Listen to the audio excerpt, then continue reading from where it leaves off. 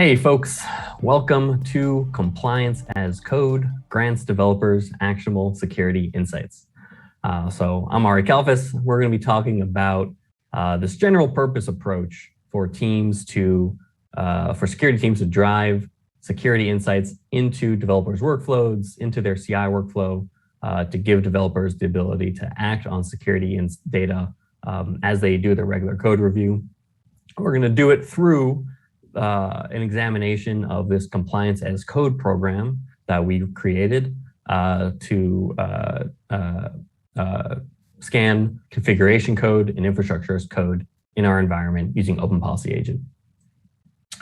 So I'm Ari Kalfas. I am a security engineer and a penetration tester, currently lead application security for the subsidiary of a Fortune 5 healthcare organization.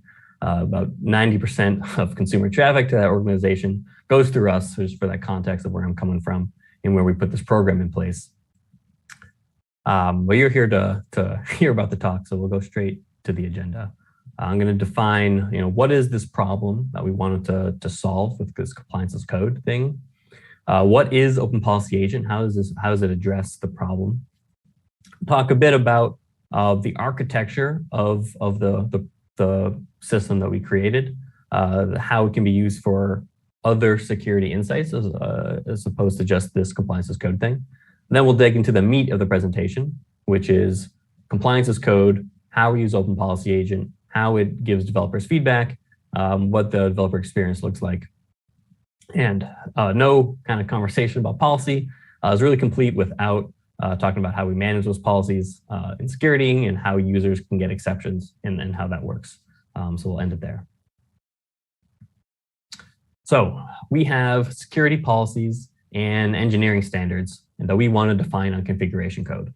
Now with source code, we have a few options. We have traditional static dynamic scanning, and those are mostly useless, but they exist. You have code review, you have maybe pen tests, maybe you're using something new and neat like SemGrep these days. But on configuration code, what do you have? And by that I mean, infrastructure as code, Terraform, Docker files, maybe a package.json, those type of package files, Kubernetes files. You have these individual open source and vendor tools these days, specific for Kubernetes, specific for Terraform, things like that. But no good way to really hook it all together and get some a holistic view of the security landscape for that type of code. And a lot of those tools, they have their own rules. They aren't really relevant for your environment, or they develop a bunch of false positives, things that you don't care about. And they don't have the ability to write your own rules for things you do care about. So we want to enforce these types of policies and engineering standards against that kind of code. We want to do it without adding friction. We can't make it harder for engineering. And we want to minimize the operational burden. So we have, whatever size your organization, your application security team is going to be much, much smaller than your engineering org. So we want to, do something that minimizes the burden on that AppSec team to maintain the solution. So, just for that context, we have at any moment about 200 commits in our organization. And what we want is results that go into the CI workflow in under 60 seconds. Our solution actually returns results in 4 seconds, which is really awesome. But we want to give them immediate results. We don't want it to block any developer workflows. We want to deliver actionable feedback for developers in the CI workflow. We don't want to block them from merging their code or do anything like that. And we want relevant results. So these other traditional kind of scans, or even the more modern CI tools that might exist for particular technologies, one of the common things is they have false positives, and not just identify things that aren't there. When I say false positives, but issues that aren't relevant to your organization. So bubbles up findings you don't care about. So we want the results to all be things that we care about. So I'll call those the true positives. And I went the other way on the slides. And so we're decided on Open Policy Agent is going to be the tool that's going to solve this for us. So OPA is this general purpose policy engine that in its most basic form is an API server where you give data to and it gives you a policy decision at the other side. But its real power, and the reason I think it's kind of exploded in popularity recently, is the ability to define your policies and then enforce them in all these different types of integrations. And that's where the power comes from, all these OPA integrations. And so, the real power there is that we have this unified way of writing policies. We decouple the creation of those policies from how we enforce them. So, OPA, the policies, they're written in a language called Rego, and we can choose to enforce them in CI, which is what we're going to talk about today. We can choose to enforce them at runtime in Kubernetes clusters. We can enforce them against our API gateway. We can choose all these different types of ways to enforce a policy decision. But the way we write and manage and maintain those policies are uniform across all those different types of actions. So that's where I think the real power comes from. When we talk about that decoupled environment, this is just a snippet of OPA's ecosystem slide, a page on the website. And you can see, we can choose to enforce OPA decisions against Kafka topic authorization, Kubernetes admission controls. If we have Kong or Glue for API gateways, we can have those authorization decisions be written in as a Rego policy. Even on the bottom right, you can make decisions about what SSH commands are successful or what sudo commands will succeed. We can have that backed by a Rego policy decision. And on the third row with the horns, that's the tool that we're really interested in today. Conftest is one OPA integration to give us the ability to scan or make decisions against configuration code.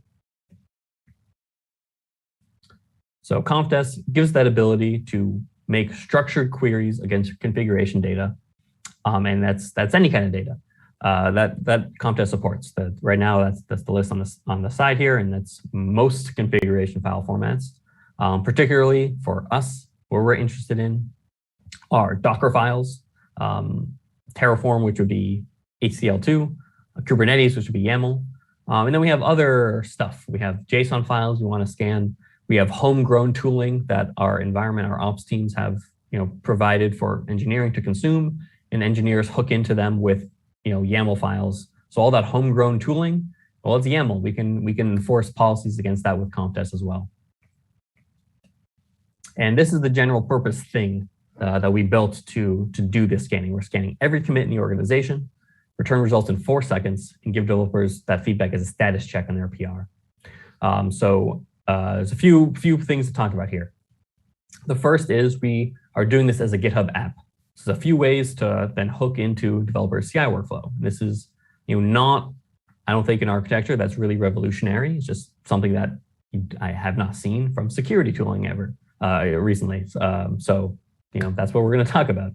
Why are we using a GitHub app? There's a bunch of ways developers we can hook into developer CI workflows. We can do a GitHub action, a Jenkins Groovy function, but all of those other ways require developers to actively take advantage of the thing. You can't turn on a security scan and have that coverage in your organization. You have to track down every development team and make sure they apply the thing actively to their CI workflow. They have to make sure they use that GitHub action on the repo. They have to apply that Jenkins function in their Groovy function in their Jenkins file. So you might miss other repos. You have to actively onboard onto the security scans. The benefit of a GitHub app is it basically takes a webhook and applies it to your organizations. You manage it at an organizational level. You can say, I want to scan all my repos, and then it's handled there. Any new repos in your environment automatically get picked up. And then behind that webhook URL, you can do whatever you want. So in this case, the webhook event URL that is installed in the GitHub app, it goes through API gateway here, goes to a Lambda function in AWS. And so the GitHub app listens to different events on GitHub, and that's what you want to act on, but it's kind of noisy, so it gives you more than you want to care about. So we set up a Lambda function to say, oh, we got this webhook event. Is this something we want to initiate a scan on or not? And so, okay, that decision gets made there. If we do want to start a scan, we throw the webhook payload, blob.json, over into S3, and the Lambda function spins up an ECS task to then run the scan. So the ECS task is where we run conftest. Conftest itself is a binary, but it doesn't have to be conftest. We talk about this general purpose solution. If you use semgrep to do static scanning, to kind of the same type of thing conftest does, the structured queries against configuration data. Semgrep gives us that structured queries against source code. You can run semgrep CI. It's a Docker file. Throw that onto your ECS task. Now that's where you're running it and giving that status check back to developers. But in this case, conftest, it's a binary. So we wrap that around some custom code and run that on ECS, and that's where we then have the security scan data, and the ECS task takes the results, reports them to GitHub as that status check, and then gives security a holistic dashboard of the security landscape inside Datadog. And Lucidchart didn't have a good way to import a Datadog logo, so anyone Datadog watching this, make it easier for us to reference your SVGs. Then, okay, we have the triager, receives the event, schedules it, basically spawns up an ECS task to run conftest and scan code. The ECS task retrieves the webhook payload out of S3, and we have to use S3 here to basically handle the size of the webhook payload. It's too large to send to ECS directly, but fine. Store it in S3, pull it out of S3. The webhook payload says, oh, this commit was just made. So the ECS task then downloads that commit from GitHub, downloads the latest version of the policies from GitHub. So anytime you write a new policy, the very next commit in the organization, that policy applies. Then the ECS task scans that code with those policies and then reports the data. And what's nice, and then the ECS task, once it completes it, it dies. So it deletes that Scratch workspace of files. So that's really nice. It automatically cleans itself up.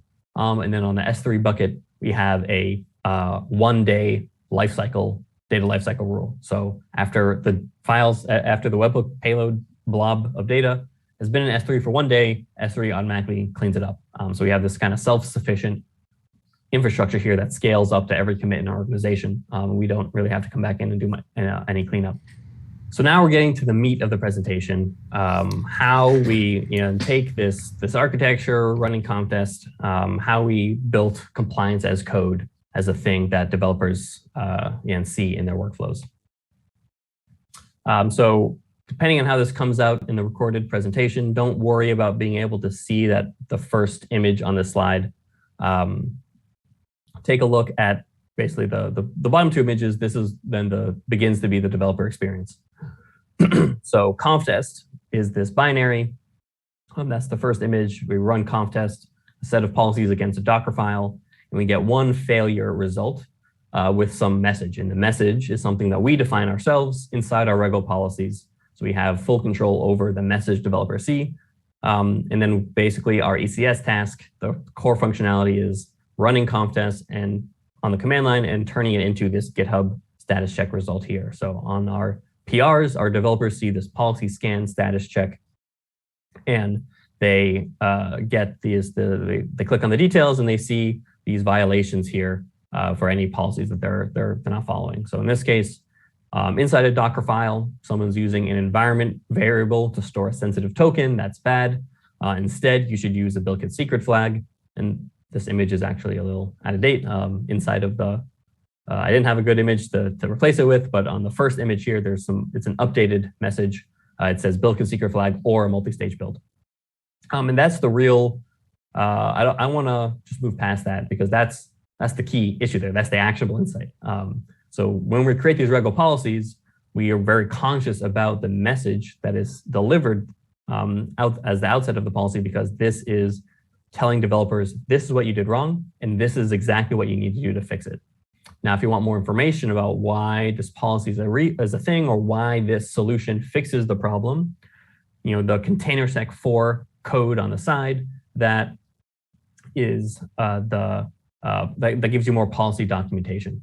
So you can go there and read about, oh, this is what happens when you store an environment variable in your Docker file. You want to store it in a built-in secret instead, so the layer of your image doesn't store the value. We'll see that in a future slide. But that's the key here is you create the policy and then you give it a message that tells developers exactly what is wrong, and inside their PR, what they need to do to fix it. If you're only telling them something they did wrong and you're not giving them the guidance on what they need to do to resolve it, you're kind of less than halfway. And here are some more examples of what that policy violation looks like. So we have security policies and engineering standards, right? So let's look at package.json files for Node projects. We have one policy violation that says, hey, you're writing a Node package, you have to wrap it underneath an organization scope. Your package does not use a scope, you have to use one of these scopes. And I'll say, this is just for the example. I included Rally. Rally is on NPM is owned by someone else as the organization scope, but for the screenshot, I put it there.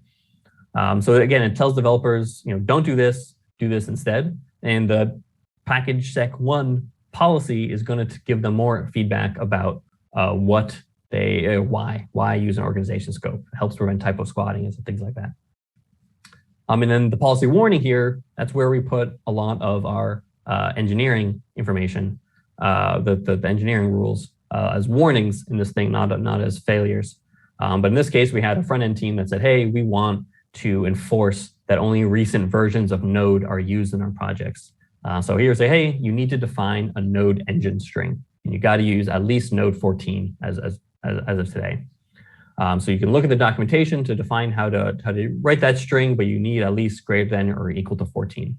And again, it's that part's in code because if you look up the engine syntax, you can copy and paste that greater than or equal to 14 directly into your engine string, and then now you satisfy the policy. So you're telling the developers exactly what they did wrong and what they need to do to fix it.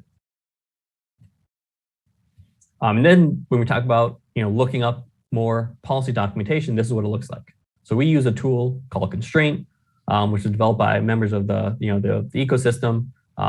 They're very great people, very helpful when we reach out about using Constraint for this purpose. Constraint is actually meant for Kubernetes environments that you use conftest in CI against Kubernetes policies and use a different OPA integration called Gatekeeper to enforce those policies at runtime. And Constraint helps you manage those policies across those two use cases. But it also has policy documentation. And we really like that part. So we're using it exclusively to generate our policy documentation. And so when we look at that Dockerfile environment variable policy, this is the documentation that developers see if they want to look up more reasons. So, okay, well, don't do that because it binds the secret value into a layer of your image. And anyone that looks at that layer will see the value. Use the build get secret flag, use the multi-stage build. If you use the build, use the sensitive value in an earlier stage, don't use it in the final stage. Fine, we give developers that information. And when we develop this policy documentation, this is compliance as code. The policy documentation is also defined in code alongside the policy, so it's all contained together. So we write the policy documentation like this in the file, and Constraint generates it with Markdown, into the thing. And Rego policies themselves look like this. I'm not going to dive into Rego syntax for this presentation. Styra, which is the organization that originally developed Open Policy Agent before donating it to the CNCF, they created a course that's about 3.5 hours. It's actually really excellent in getting you up to speed with Rego. So I've linked that here. That'll be the resource I recommend to understand Rego syntax. But this is visually what a policy looks like. Policy is made up of 1 to 2, 3, 4 rules, and a violation segment here. This is one rule inside the policy. So you have a few lines of code, makes up rule, maybe 1, 2, 3 segments look like this, and that's a policy. It's not, once you get over the hump of understanding Rego syntax, it's really not a lot of effort to define these policies. And here's just another example. The previous one, I'll go back one slide. The previous one, I didn't explain what this is doing. This is a new policy looking at Docker files, pulling images from their from tag. Hey, you have to use our private registry to pull images. You can't pull directly from Docker Hub or other places. We want to use our corporate registry where we do scanning and other stuff. So this is a rule enforcing that you use the private registry. This other policy is just another example, just showing you visually what a policy looks like. This is enforcing on Terraform that EC2 instances that you create use instance metadata version 2. So again, just kind of a small snippet of code here. This is, I think, there's 2 rules inside this policy. So this is half the code. But it's not a lot once you become familiar with the Rego, which does take a bit, but it's overall a really pleasant way to define the policies. And now, we've defined some policies. We're scanning every commit in the organization, giving developers that feedback in 4 seconds. Now we have a developer that says, hey, I got this policy violation on my repo, and that's as is intended. It's supposed to stay that way. So we have to support exceptions. So the way we do that, Conftest supports exception, has built-in exception support. We're not using it because with the way we've set it up with the ECS task, it's easier for us to handle the exceptions ourselves when we're reporting the information. So we define the exceptions in code alongside the policies in the same repo where the policies are stored. We have this ability to support individual file exceptions inside a repo. So inside a repo per file, you can accept a certain policy. Excuse me. So here's an example. You have the name of the file is the repository in an organization. And then the keys in the JSON file are from the project root, the paths to the files that we want to accept a policy from. The policy ID being that policy code that we want to accept. The JIRA ticket is there for human eyes. The rest of it is parsed by the code, but the JIRA ticket, the way we have set it up, any exception does require security to approve it. So it's a low effort ticket to approve. It doesn't take a while, but okay, it requires that approval. And then when we record the exception in code, we link it to that JIRA ticket. So if we come back here and we're questioning why this Docker file had this exception, we can look at the ticket for that context. And we open source the repo. So this is not the ECS task. That the custom wrapper around Conftest is still internal. It's built kind of specific to our organization. It's not very useful to open source yet, but hopefully we get there. Right now, what we've open sourced is our Rego policies. We took a subset of the policies we use, we generalized them for anyone to consume, and we open source that policy. So you can, pull down the Conftest policies we would find in this repo, pull them down and run them as is in your organization. You can also leverage this repo as an example of how you can organize and maintain your Rego policies for Conftest. We have a full CI/CD setup for the policies. So we have 100% test coverage of each policy. We want to make sure that the policy works as expected before we push it out to engineering. So we have OPA unit tests on all of our policies and full coverage against them. And then a GitHub Action workflow that tests all the policies and makes sure everything is working before it is reviewed.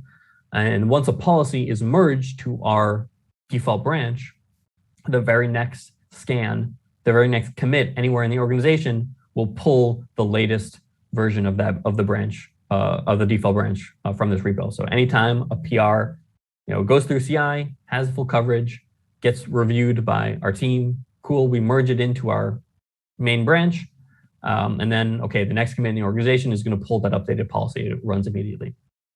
Now, we have an internal version of the repo, so you can't attack this repo and affect us, but please contribute to the repo if you would like. So you can use the policies in the repo. You can use it as a template example for how to manage Rego and Conftest policies. And we also have some contribution instructions that describe how you can test and debug a Rego policy as you're developing it. So even just for those instructions on, you're writing your own Rego and you want to test it and you need to debug it, we have some instructions in our contribution stuff in this repo to describe how we do it. So that's very helpful, resource to look up as well. So you've gone to the presentation here and you're thinking, wow, this is the coolest thing I've ever heard. I want to do it also. Here's what I would recommend your next steps after this presentation. One, take the Rego course from Styra. There's a in-browser playground where you don't have to install anything. You can evaluate Rego rules. So you can play with the experiment on the OPA playground while you take the course. And then you can start writing your first Rego policy. You can use those testing guidelines that we have in our open source repo as guidance. You can start writing your policy. And once you've kind of hit that base step, that's the good moment to then take a look in your organization and say, hey, what are the policies that are important to us? And because the policies that you then scan in your organization are going to be important as a side effect of you took the time to write them. You're not going to spend the time to create a policy if you don't care about what that rule is. So define what are the things that you care about in your organization. And then you start writing the policies about those things you care about. And then you can, at that stage, start creating some of that kind of base infrastructure in the background, register the GitHub app, set up the ECS task, if you follow our same approach.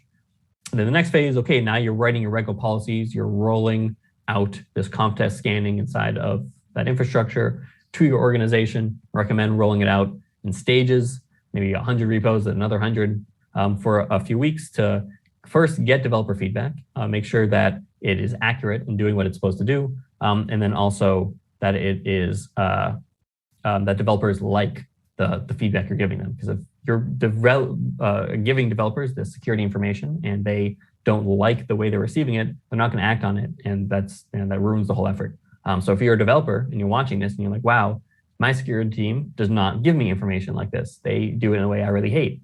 Send them this video, tell them to watch it and say, hey, this is how I really like to receive security data and how I'd like to act on it. I didn't even mention at the beginning of this presentation, such a key thing.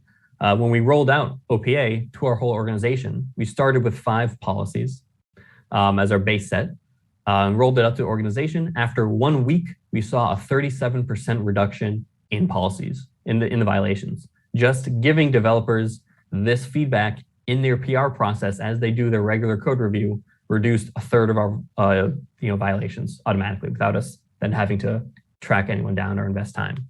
So that's why you want to do a pattern like this.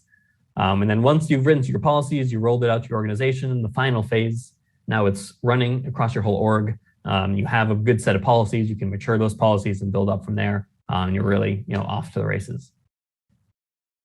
So thank you all for taking the time to stick with me through this presentation.